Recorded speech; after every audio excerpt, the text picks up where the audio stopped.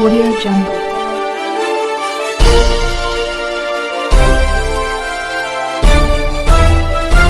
Audio Jungle. अभी आप देख रहे हैं कंचन न्यूज। इसे लाइक, शेयर, सब्सक्राइब करना ना भूलें ताकि न्यूज का नोटिफिकेशन सबसे पहले आपके पास पहुंचे। अब चलिए खबरें विस्तार से। नरेंद्र मोदी जिंदाबाद, नरेंद्र मोदी जिंदाबाद, नरेंद्र मोदी जिंदाबाद, नरेंद्र मोदी जिंदाबाद, नरेंद्र मोदी जिंदाबाद, नरेंद्र मोदी जिंदाबाद। धन्यवाद।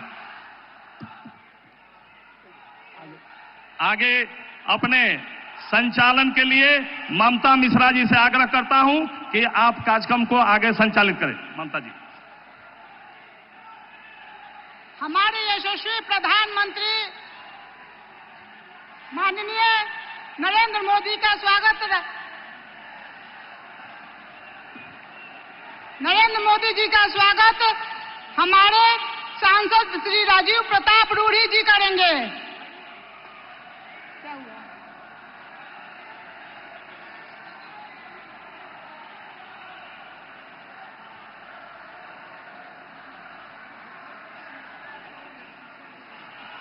इस छपरा की पावन धरती पर हमारे यशस्वी प्रधानमंत्री श्री नरेंद्र मोदी जी का स्वागत राजीव प्रताप रूढ़ी जी करेंगे।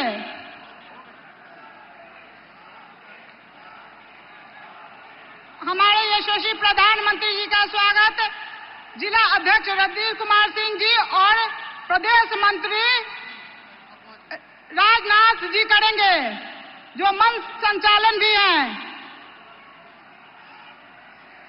नरेंद्र मोदी जिंदाबाद, नरेंद्र मोदी जिंदाबाद।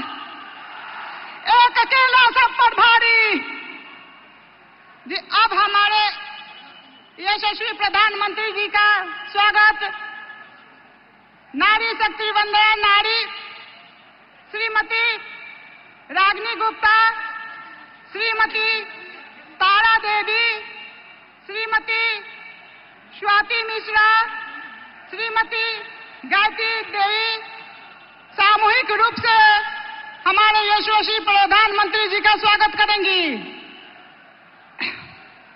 एक अकेला सब पर भारी। एक बार आप हमारे यशस्वी प्रधानमंत्री जी के लिए नारा लगाइए, जय श्री राम, जय श्री राम, जय श्री राम, जय श्री राम।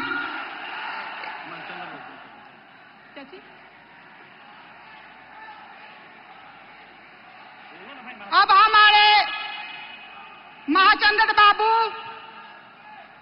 अंग वस्त्र देकर हमारे यशस्वी प्रधानमंत्री जी का स्वागत करेंगे। अब स्वागत भाषण के लिए हमारे सांसद श्री राजीव प्रताप रूढ़ी जी मंच पर आए। जय श्री राम, जय श्री राम।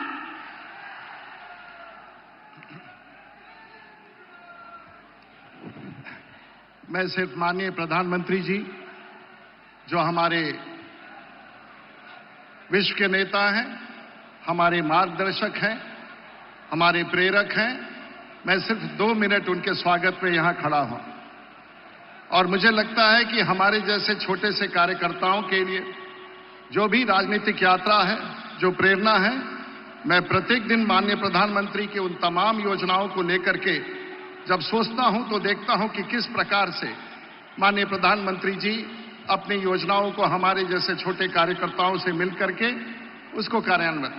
माननीय प्रधानमंत्री जी, मैं इतना ही कहना चाहूंगा कि आज जो हम चुनाव लड़ रहे हैं, मैं अपने राजनीतिक जीवन का ये 11वां चुनाव लड़ रहा हूं और मैं देख रहा हूं कि मेरे खिलाफ जो प्रतिद्वंदी है वो एक परिवार है और उस परिवार के पूरे खानदान की लड़ाई मेरे से होती रहती है।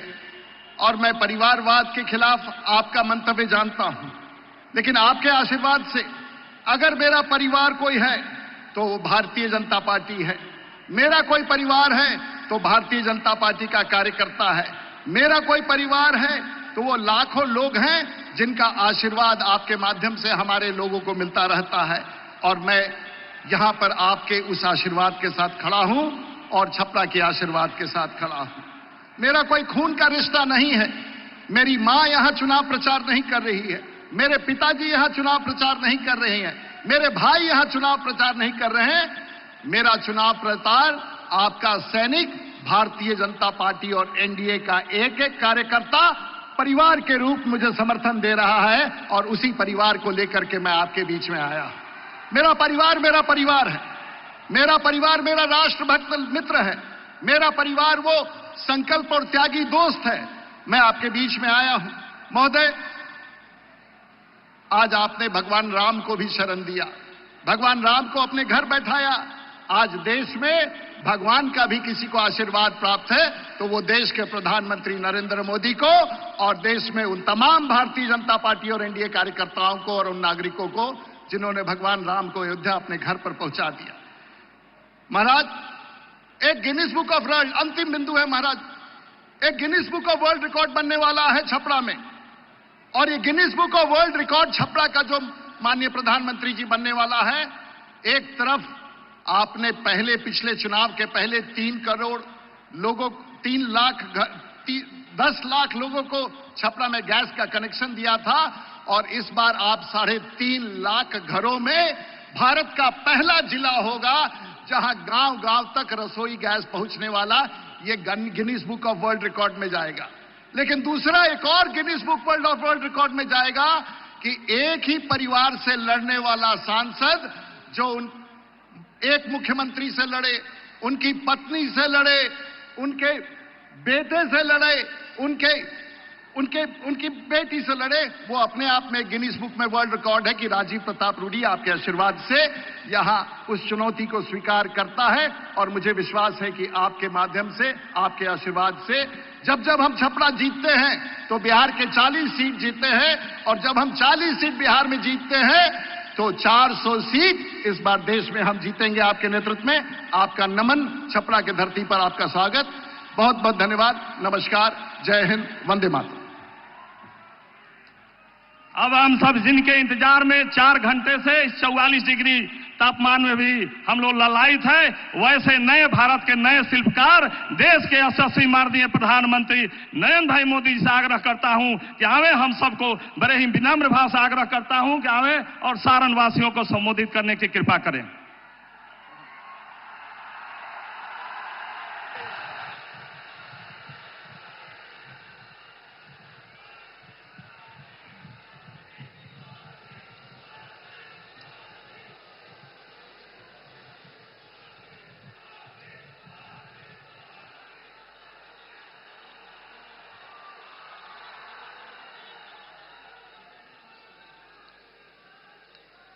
भारत माता की,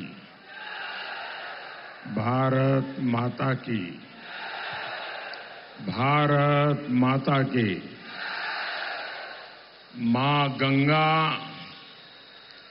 आमी माता आ बाबा हरिहरनाथ के ई पवित्र भूमि के हम नमन करतानी। मैं देश रत्न डॉक्टर राजेंद्र प्रसाद, लोकनायक जयप्रकाश नारायण और भिखारी ठाकुर की इस भूमि को नमन करता हूं। सारण का ये स्नेह मेरे सर आंखों पर है।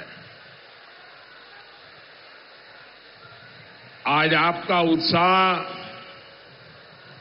7वें आसमान पर है।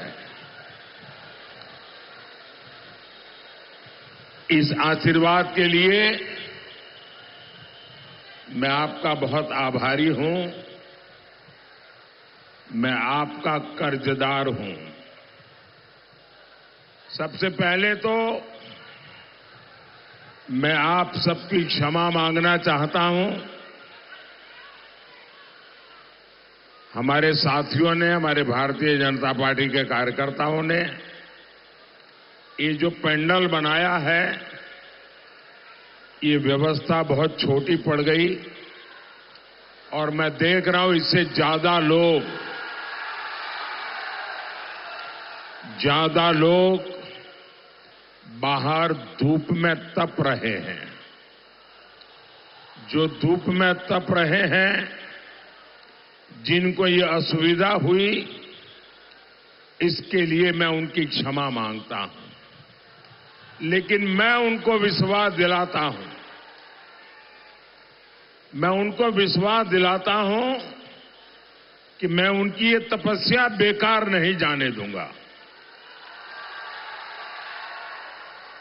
आपका प्यार, आपके आशीर्वाद और आपकी ये तपस्या, मैं इस क्षेत्र का विकास करके आपकी इस तपस्या को जरूर लौटाऊंगा। साथियों, ये चुनाव विकसित भारत के संकल्प का चुनाव है। आज दुनिया में भारत की साख भी है और भारत की धाक भी है। भारत की साख और धाक, मैं जरा आपसे पूछना चाहता हूं, जब मैं कहता हूं कि भारत की साख भी है और भारत की धाक भी है, आप मुझे बताइए, ये साख और धाक है कि नहीं है? सबके सब जरा जवाब देंगे तो मुझे पता चलेगा कि मेरी आवाज पहुंच रही है। साख और धाक है कि नहीं है? दुनिया भर में है कि नहीं है? भारत का ये रुतबा बढ़े, ये आपको अच्छा लगेगा कि नहीं लगेगा? भारत का रुतबा बढ़े, आपको अच्छा लगेगा कि नहीं लगेगा? तो रुतबा बढ़ाने के लिए ये चुनाव है। ये चुनाव देश की साख, देश की धाक और देश का रुतबा बढ़ाने के लिए है, और जिसके लिए हर हिंदुस्तानी को गर्व होता है, आपको भी गर्व होता है। साथियों, हमने अभी चंद्रमा पर तिरंगा फहराया है।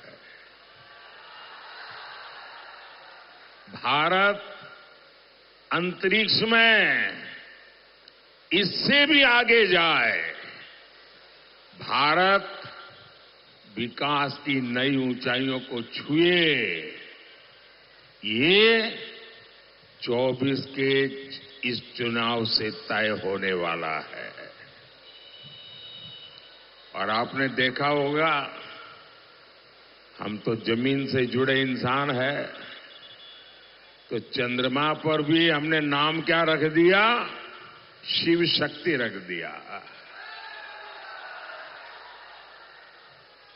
भाई और बहनों, आपका ये मोदी, ये आपका सेवक है, और सेवक भी मामूली नहीं है, ये 24/7 ऐसा सेवक है। और मैं तो कहता हूं, आपके सपने ही मेरा संकल्प है, और इसके लिए 24/7 फॉर 2047 ये मोदी का गारंटी है। आपने मुझे एक जिम्मेदारी दी और मैं उस जिम्मेदारी को बहुत ईमानदारी से निभा रहा हूं। उतनी ही ईमानदारी से मैं आज देश के लोगों को अपना रिपोर्ट कार्ड भी दे रहा हूं। आज देश भी देख रहा है, मोदी ने अपने 10 साल में कांग्रेस के 60 साल से ज्यादा विकास करके दिखाया है। मोदी ने 10 साल में ज्यादा एक्सप्रेसवे और हाईवे बनाए। मोदी ने 10 साल में ज्यादा आधुनिक ट्रेनें चलाई, ज्यादा रेलवे ट्रैक बिछाए। साथियों, हमारे देश में 60 साल में जितने एम्स खुले थे, उससे 2 गुने ज्यादा एम्स हमने 10 साल में खोल दिए हैं। 10 वर्षों में हमने देश में मेडिकल कॉलेज की संख्या डबल कर दी है। यहां छपरा में भी 500 बेड का मेडिकल कॉलेज खुला है। आज देश के हर राज्य से एक्सप्रेस वे गुजर रहे हैं। पूरे देश में हाईवे का जाल बिछ रहा है। आप मुझे बताइए, ये आरजेडी का, कांग्रेस का, ये एनडीए के जो विकास है, उसके सामने कोई मुकाबला है क्या? कोई मुकाबला है क्या? ये जनता को बुड़बक समझ है। ये जनता को बुड़बक समझ है का? ये पब्लिक है, सब जानती है। साथियों, कांग्रेस सरकारों ने इतने दशकों तक गरीब का पेट नहीं भरने दिया। गरीब और गरीब होता जा रहा था। देश की अर्थव्यवस्था बदहाल होती जा रही थी। लेकिन सरकार में बैठे लोग कहते थे और बिना शर्म कहते थे, हमारे पास क्या जादू की छड़ी है क्या? ये घोटाले करके अपनी तिजोरियां भर रहे थे, लेकिन गरीब का पेट भरने की चिंता उन्हें नहीं थी। साथियों, ये मोदी है जिसने गारंटी दी कि कोई गरीब भूखा नहीं सोएगा। गरीब के घर का चूल्हा जलता रहेगा। ये मोदी है जिसने गारंटी दी और आज 80 करोड़ देशवासियों को मुफ्त में राशन पहुंच रहा है। ये मोदी है जिसने गारंटी दी कि मैं जिसके पास घर नहीं है, जो झुग्गी झोपड़ी कच्चे मकान में जिंदगी गुजारता है, जो गर्मी में, बारिश में, ठंड में परेशानी से जीता है, मोदी चैन से नहीं बैठ सकता। इसलिए मोदी ने तय किया, मैं गरीबों के लिए पक्के घर बनाऊंगा। 4 करोड़ पक्के घर बना के गरीबों को दे दिए। अच्छा, मेरा एक काम करेंगे आप लोग, मेरा एक काम करेंगे। सबके सब जरा हाथ ऊपर करके बताएं तो मैं बताऊं काम। मेरा एक काम करेंगे, पक्का करेंगे। देखिए, अभी आप ये राजीव रूड़ी के लिए गांव-गांव जाते होंगे, चुनाव प्रचार करते होंगे, लोगों से मिलते होंगे।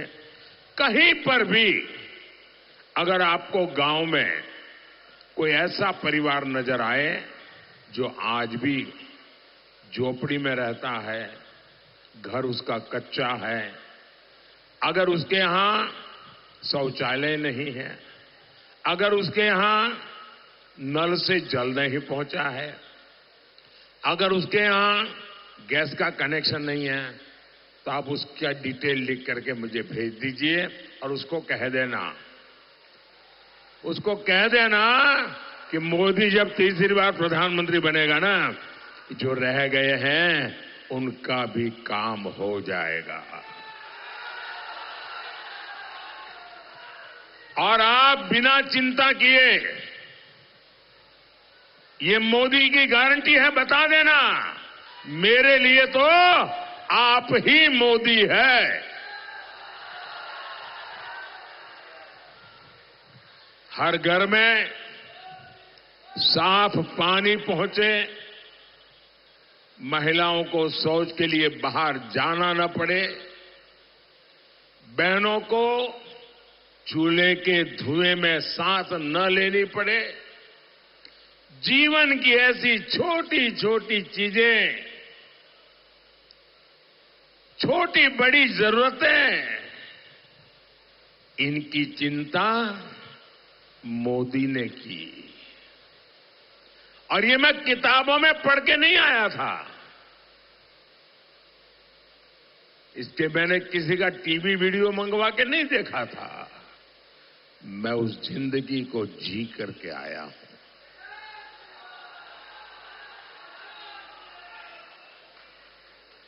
मैंने गरीबी को जिया है, इसलिए गरीब के दुख दर्द समझने के लिए मुझे किसी डेलीगेशन की जरूरत नहीं पड़ती है। और इसलिए मेरे हर काम में, मेरी हर योजना में मेरा देशवासी उसके मध्य में होता है, क्योंकि मैं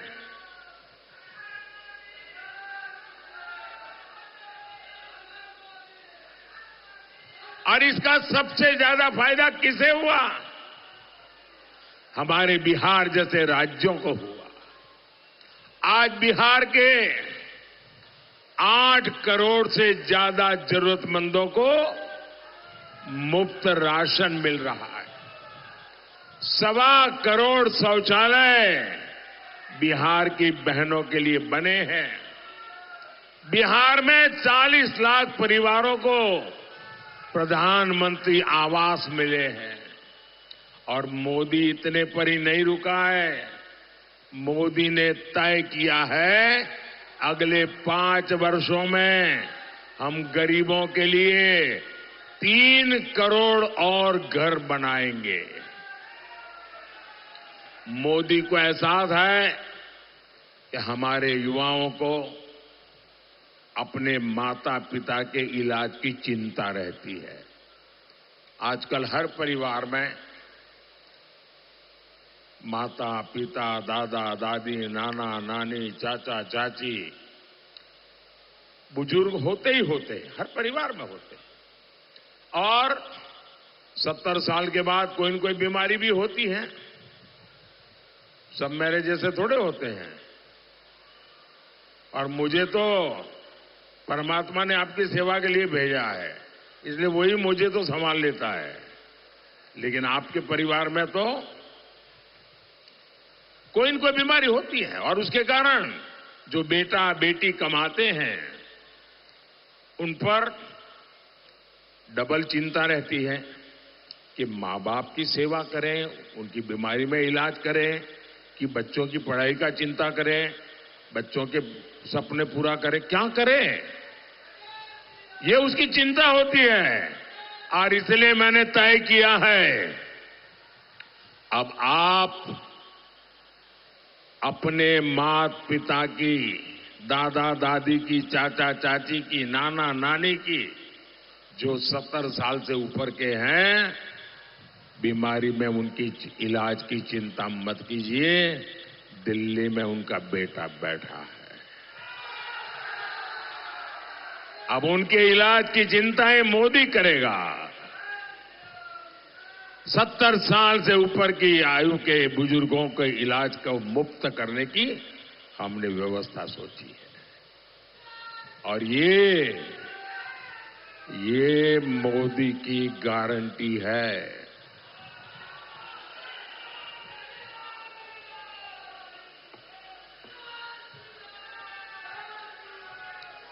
साथियों, मैं जब भी बिहार आता हूं, आरजेडी को कहता हूं कि वो अपने काम पर बिहार के लोगों से वोट मांगे।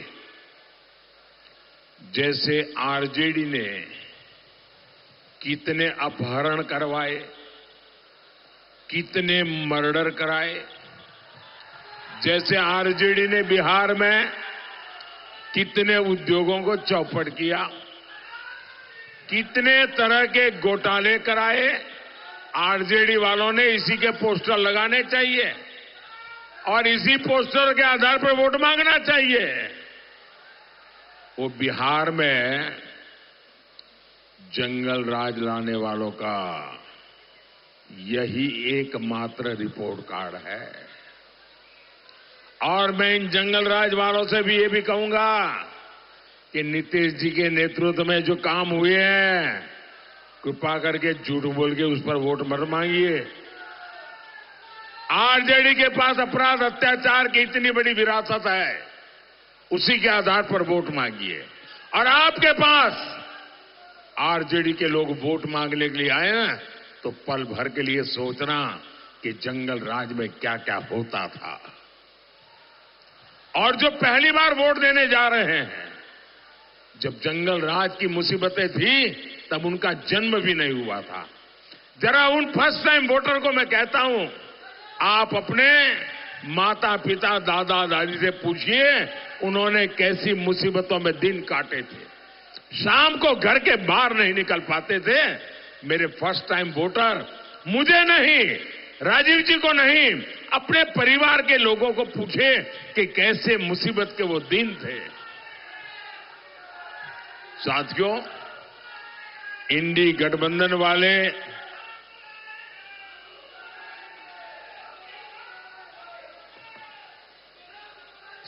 इंडी गठबंधन वाले आजकल मुंगेरी लाल के सपने भी देख रहे हैं। ये सपना देख रहे हैं कि केंद्र में इनकी सरकार बन जाएगी। और इन लोगों ने एक और बात तय कर ली है, ये लोग, भाई मेरी आवाज आपके जैसी मजबूत आवाज नहीं है मेरी। अगर आप मुझे अवसर दें तो मैं बोलूं। इतने प्यारे नौजवान हो आप, इतने उत्साह से भरे हुए हो, लेकिन आपकी जो आवाज है ना उसको संभाल के रखना, कभी काम आएगी बहुत। इन लोगों ने सोचा है कि 5 साल में 5 प्रधानमंत्री। अब देखिए मुंगेरी लाल सपने कैसे देखते हैं, क्योंकि वो भानु बहन का कुनबा इकट्ठा होने वाला नहीं है जी। ये भानुमति का कुनबा इकट्ठा होने की संभावना नहीं है, इसलिए नई फॉर्मूला लाए कि हर साल एक प्रधानमंत्री, 5 साल में 5 प्रधानमंत्री।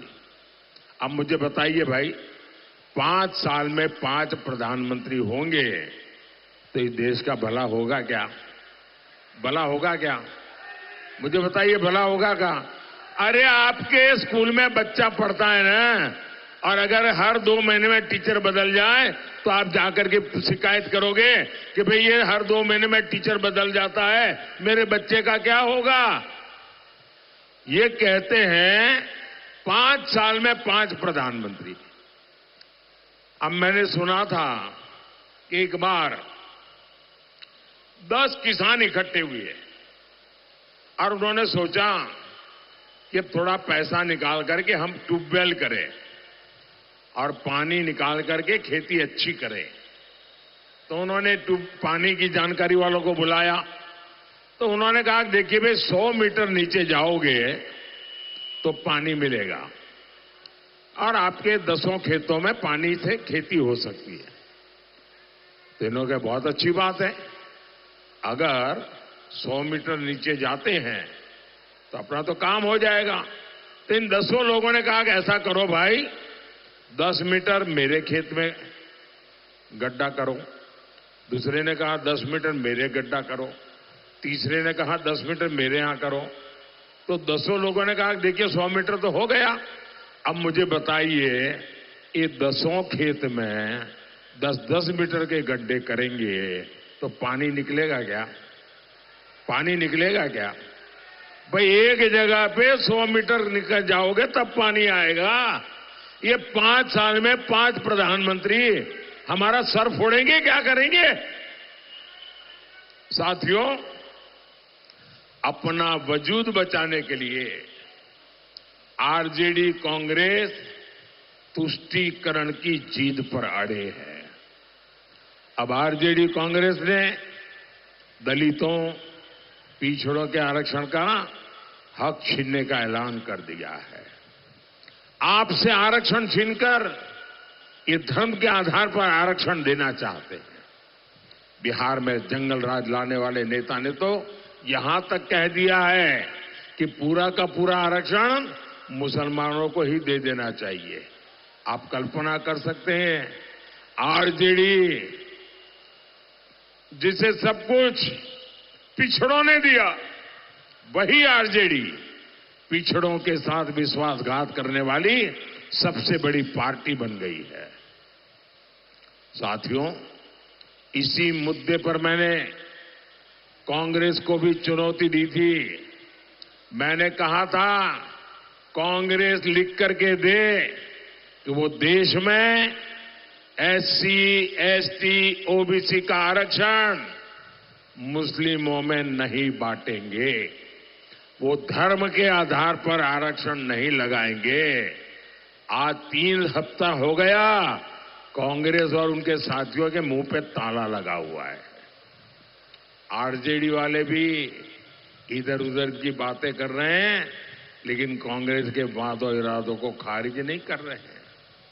इसलिए मैं आज बिहार के हर पिछड़े, हर दलित, हर आदिवासी को गारंटी देता हूं, ये जंगलराज वाले, ये कांग्रेस वाले कोशिश कर लें, मोदी दलितों, पिछड़ों के आरक्षण की लूट नहीं होने देगा, नहीं होने देगा, नहीं होने देगा।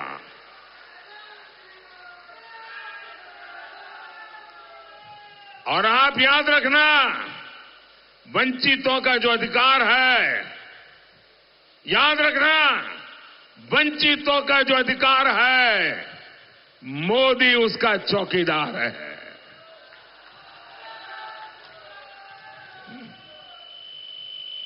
साथियों, आरजेडी और कांग्रेस को मैं ये बताना चाहता हूं, हमारे देश में एक बहुत बड़ा वर्ग ऐसा है जिसको आरक्षण का कोई फायदा नहीं मिला, लेकिन उन समाजों में भी गरीब लोग हैं।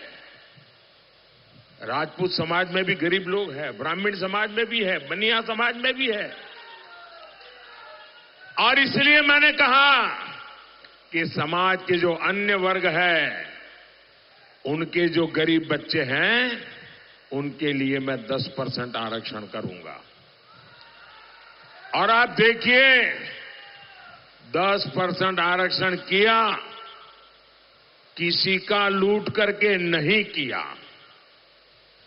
किसी को गाली गलौज करके नहीं किया, सबको साथ लेकर के किया और पूरी संसद को साथ लेकर के मैंने सामान्य वर्ग के गरीबों को आरक्षण दिया और देश में कोई तनाव नहीं हुआ, कोई झगड़ा नहीं हुआ, आराम से काम चल रहा है।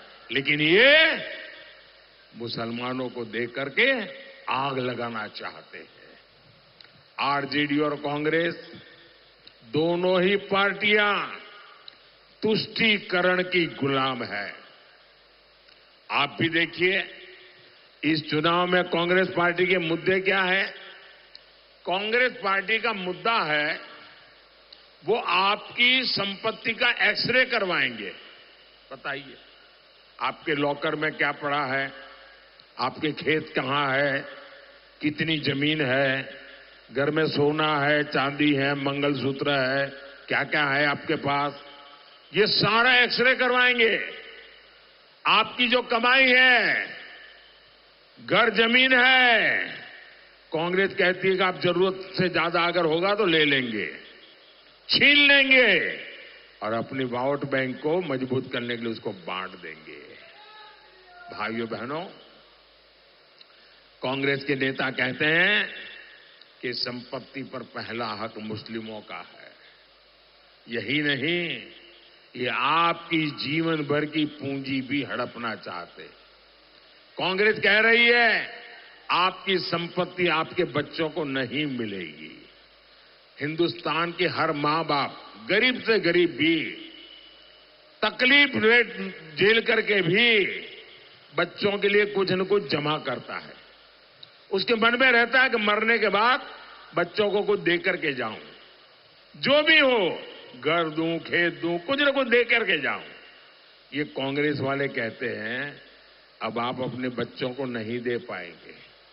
मतलब आपके माता पिता की जो संपत्ति है, उनकी मेहनत की संपत्ति है, वो अब आपको नहीं मिलेगी। आधे से अधिक ये विरासत कर लगा करके छीन लेने वाले हैं। मोदी इसके सामने दीवार बन के खड़ा है। मोदी ये नहीं करने देगा। आप मुझे बताइए, क्या ये विरासत कर देने के लिए कोई तैयार है क्या? आप दे सकते हैं क्या? भाइयों बहनों, हम ये लूट होने नहीं देंगे। साथियों, देश विरोधी और बिहार विरोधी ताकतों को जवाब आपका वोट देगा। मेरा अनुरोध है, 20 मई को सारण से राजीव प्रताप रूडी जी के पक्ष में बड़ी संख्या में कमल बटांग करके उनको विजयी बनाइए। और जब आप राजीव प्रताप रूडी को वोट देंगे ना, तो वो सीधा सीधा मोदी के खाते में जाएगा। ये मोदी के खाते में जाएगा। और राजीव प्रताप रूडी की एक बात मुझे बहुत अच्छी लगती है, जो उनके पास है वो मेरे पास नहीं है। आप उनको कभी भी देखिए, वो हमेशा मुस्कुराते हैं।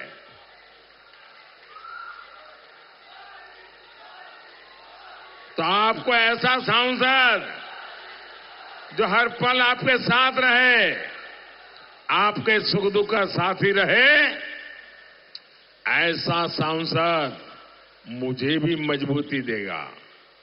तो आप और राजीव का मतलब ही कमल होता है भाई।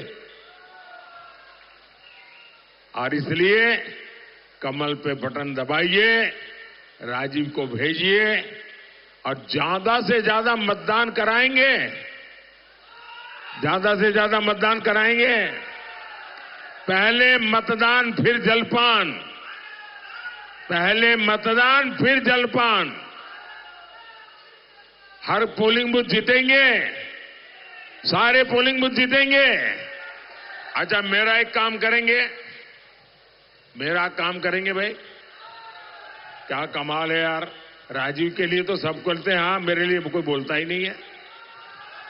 मेरा एक काम करेंगे, हाथ ऊपर करके बताइए, करेंगे? करेंगे?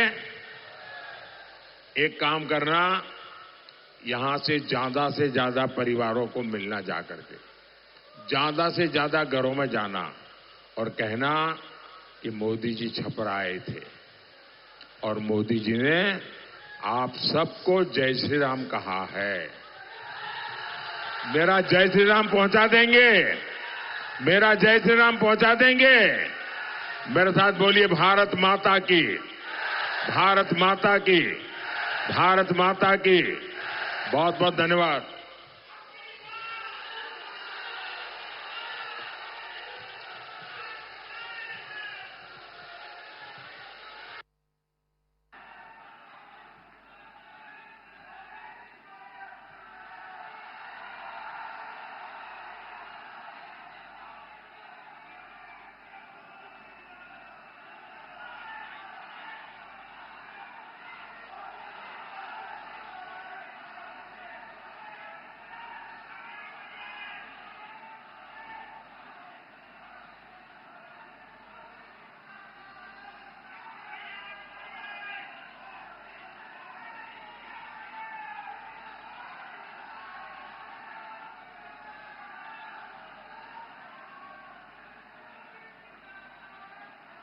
न्यू अपडेट के लिए देखते रहिए कंचन न्यूज।